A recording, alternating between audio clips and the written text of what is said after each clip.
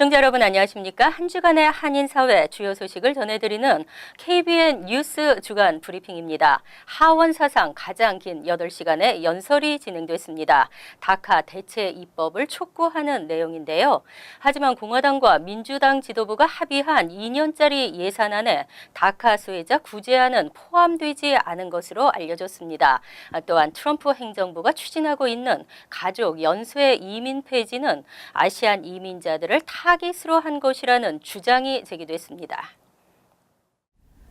블룸버그 통신에 따르면 지난 1960년대까지만 해도 100만 명에 불과했던 아시안 이민자는 2016년 기준으로 2,100만 명까지 급증하면서 전체 이민자의 7%를 차지하고 있는데 만약 가족 이민 부문이 축소되면 아시안 이민자 증가세는 현저히 줄어들 수밖에 없다는 것입니다. 지리적 특성상 주요 합법 입국 경로가 차단될 경우 타격이 클 수밖에 없다는 설명입니다. 아시안 국가 중에서도 베트남의 경우 지난 2016년 영주권 취득자 중 가족 이민이 96.5%에 달할 정도로 높은 비중을 차지하고 있으며 방글라데시 94.75%, 파키스탄 84.8%였으며 한국 출신도 40% 가까이 가족 이민을 통해 영주권을 취득하고 있습니다. 블룸버그는 아시안 이민자들은 높은 언어 장벽 등에도 불구하고 경제적, 사회적으로 큰 성공을 이룬 그룹으로 평가받고 있다며 트럼프 대통령이 주장하는 것처럼 미국인들의 일자리를 뺏는 것도 아니라고 전했습니다. 이민자들이 미국의 복지와 일자리를 뺏는 침입자라는 근거 없는 믿음은 이제 접어야 한다고 지적했습니다. 다음 주 설날을 앞두고 한인사회에서는 설날 준비에 한창입니다. 17일 퀸즈 한인회가 중국 커뮤니티와 함께 설날 퍼레이드를 개최합니다. 지한샘 기자입니다. 아시안 최대 명절 설날을 맞아 대규모 퍼레이드가 펼쳐집니다.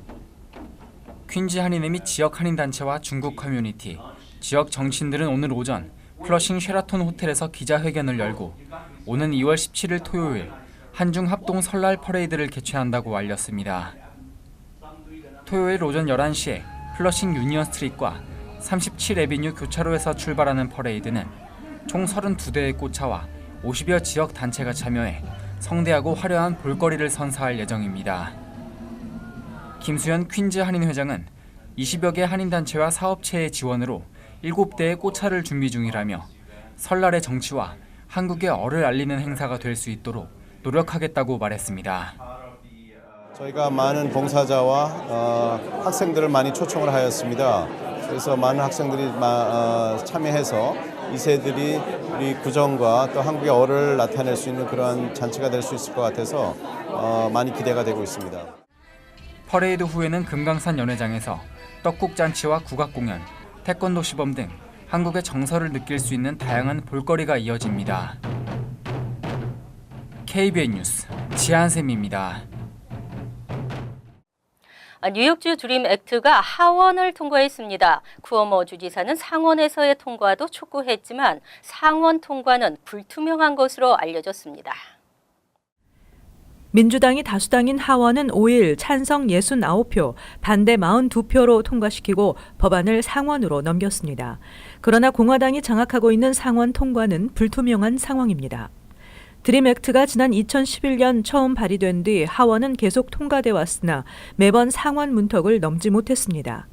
칼 헤이스티 하원의장은 이날 표결에 앞서 발표한 성명에서 하원 민주당은 이민자가 사회와 경제에 매우 중요한 역할을 한다는 사실을 인정한다며 뉴욕주의 공립학교에서 교육받은 학생들에게 보다 높은 교육과정을 이수할 수 있는 기회를 박탈하는 것은 옳지 않다고 말했습니다.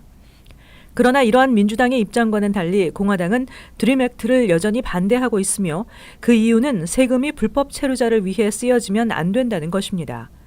드림 액트가 시행되면 서류 미비 학생들도 주정부 학비 지원 프로그램 수혜 자격을 얻게 됩니다. 한편 앤드루 쿠오모 주지사는 이날 하원 통과 직후 성명을 통해 상원에서도 드림 액트가 통과돼야 한다고 촉구했습니다. 뉴저지 포트리 위안부 기림비 3월 10일 제막식을 목표로 기림비 건립 기금 모금이 한창입니다. 하지만 모금은 크게 부진한 것으로 알려졌습니다. 지난달 공식 발족한 포틀리 위안부 기림비 건립 후원회는 한인 사회를 대상으로 본격적인 기금 모금 활동을 펼친 결과 현재까지 모두 6,745달러를 모금했습니다. 오는 3월 10일 컨스티튜션 파크 제막식을 목표로 하고 있는 포틀리 위안부 기림비 조성 비용은 모두 3만 5천여 달러로 턱없이 부족한 실정입니다. 한인 고교생이 주축이 된 유스 카운슬 오브 포틀리의 학부모들로 구성된 포틀리 위안부 기림비 건립 후원회는 일본 극우 단체들의 반대에도 불구하고 한인 학생들이 적극적으로 나서 위안부 기림비 조성권을 포틀리 타운 의회에서 승인을 받아낸 만큼 반드시 성사시켜야 한다며 뜻있는 한인들의 적극적인 동참을 바란다고 당부했습니다. 뉴저지 포틀리 타운 의회는 지난해 12월 위안부 기림비 건립 승인안을 표결에 붙여 만장일치로 가결시켰습니다. 포틀리 위안부 기림비 건립 승인은 지난 2016년부터 유스 카운슬 오브 포틀리의 학생들이 추진하기 시작해 1년 6개월 만에 일궈낸 결실입니다. 4일 발생한 엠트랙 사고, 열차 자동 통제 시스템이 운영되지 않았기 때문이라는 지적입니다. 인재 가능성이 또 제기됐습니다. 이번 사고를 조사 중인 연방교통안전위원회에 따르면 사고가 일어난 선로는 메인 선로가 아닌 보조 선로였습니다. 화물 열차 회사인 CSX 승무원들이 열차에 실린 화물을 하차시키기 위해 메인 선로에서 보조 선로로 변경했었고, 메인 선로로 변경되기 전에 이러한 정황을 파악하지 못한 엠트랙 열차가 시속 59마일로 달리다 이 선로로 진입해 화물 열차를 들이받은 것입니다.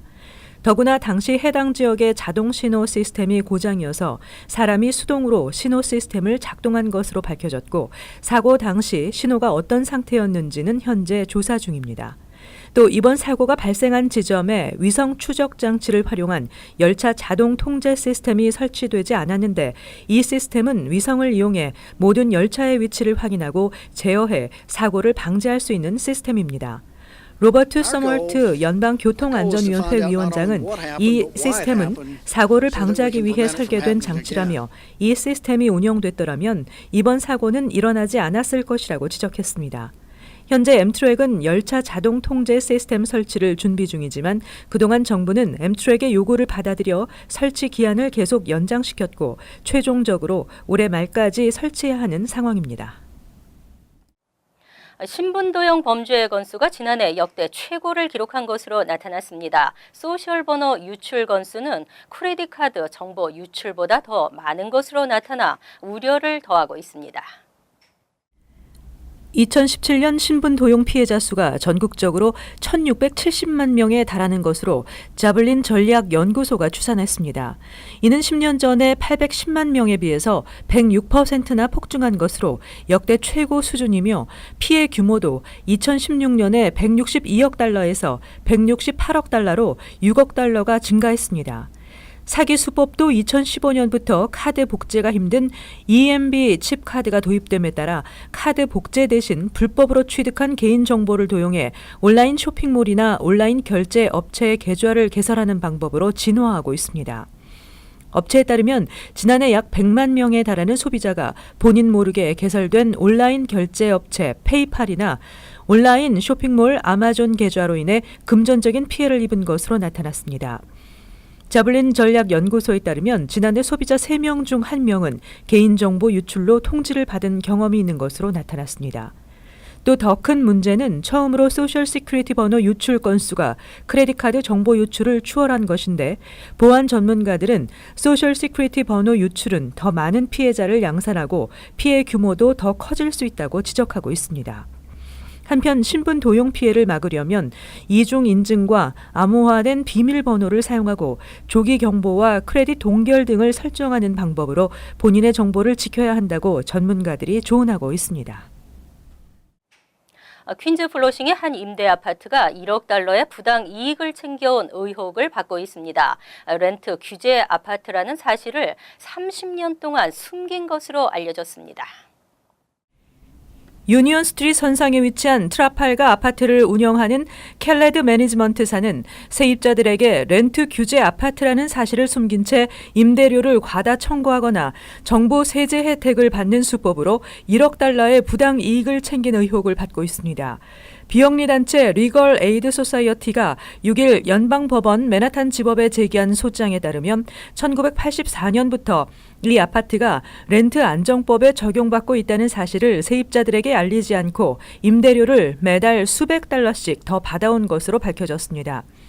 현재 트라팔가 아파트에서는 렌트 안정법 규제를 받는 가구는 전체 113가구 중 14가구에 불과한데 정부 기록에 따르면 이 아파트가 당국의 신관 렌트 규제 아파트 세입자 수는 113가구 전체로 그동안 정부로부터 이에 대한 세제 혜택을 누려오고 있었습니다.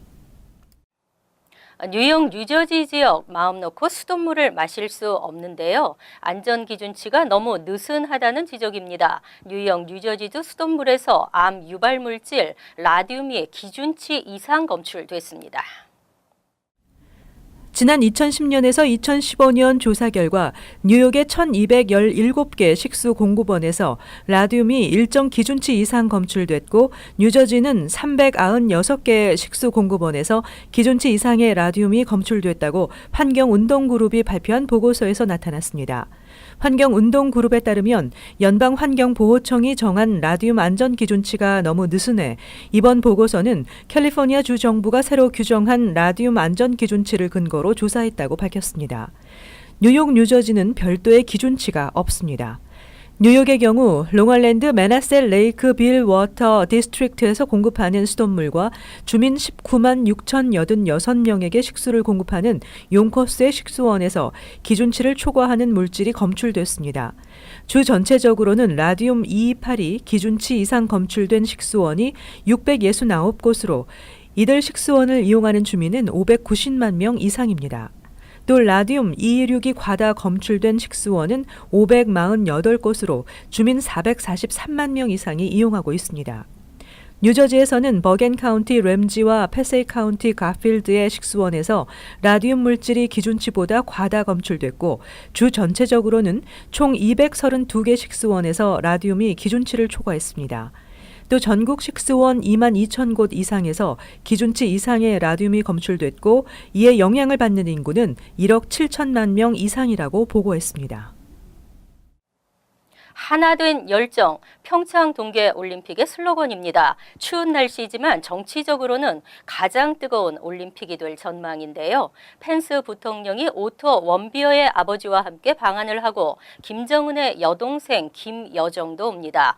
남북 단일팀 구성에 한반도기가 등장했습니다. 30년 전 서울 올림픽이 그러했듯 한반도 긴장 완화에 물꼬를 트고 있습니다. 일부 국내 분열과 반목에도 불구하고 전 세계가 응원하고 있습니다. KBN 뉴스 주간 브리핑 여기서 마칩니다. 시청해 주신 여러분 고맙습니다.